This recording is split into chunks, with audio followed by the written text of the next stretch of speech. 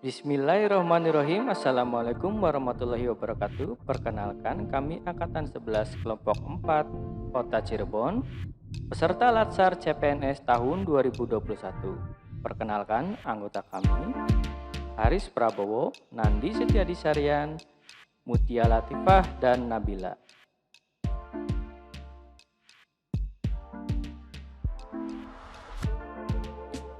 Apa itu korupsi? Menurut Undang-Undang Nomor 31 Tahun 1999, korupsi adalah tindakan setiap orang yang secara melawan hukum melakukan perbuatan memperkaya diri sendiri atau orang lain atau suatu korporasi yang dapat merugikan keuangan negara atau perekonomian negara. 7 jenis korupsi menurut Syed Hussein Alatas. Yang pertama, korupsi transaktif. Kedua, korupsi ekstraaktif.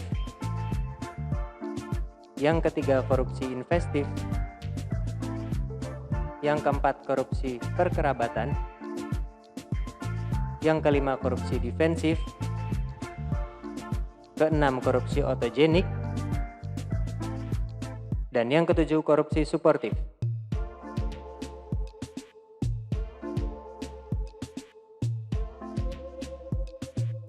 Menurut Paula Mauro, dampak korupsi ada 4. Negara korup harus membayar hutang lebih besar. Kemudian, persepsi korupsi memiliki dampak yang kuat dan negatif terhadap arus investasi asing. Yang ketiga, korupsi menurunkan investasi. Dan yang keempat, tingkat korupsi yang tinggi meningkatkan ketimpangan pendapatan dan kemiskinan.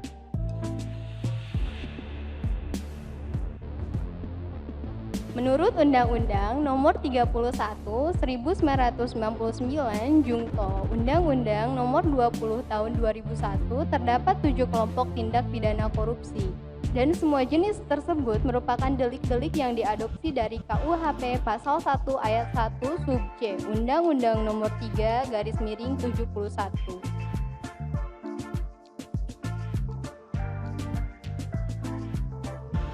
Terdapat 9 nilai-nilai anti korupsi, diantaranya jujur, peduli, mandiri, disiplin, tanggung jawab, kerja keras, sederhana, berani, dan adil.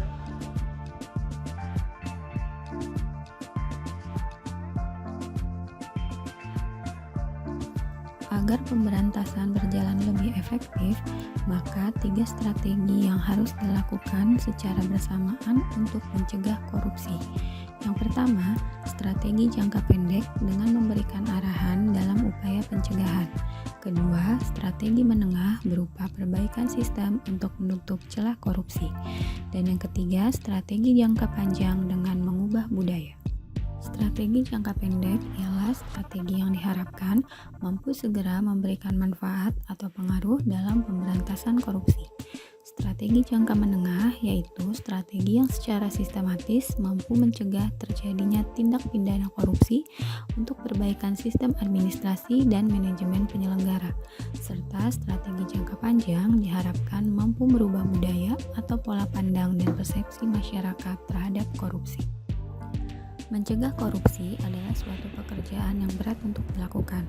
Pekerjaan memberantas korupsi harus dilakukan secara bersama-sama dan membutuhkan komitmen nyata dari pimpinan tertinggi. Selain itu, strategi pencegahan korupsi diperlukan agar bahaya korupsi dapat ditanggulangi dan celahnya dapat ditutup. Kecenderungan orang melakukan korupsi terjadi ketika ada motif, rasionalisasi yang berasal dari masing-masing individu, dan ada kesempatan yang berkaitan dengan sistem yang memiliki celah korupsi. Pemberantasan korupsi membutuhkan kesamaan pemahaman mengenai tindak pidana korupsi itu sendiri.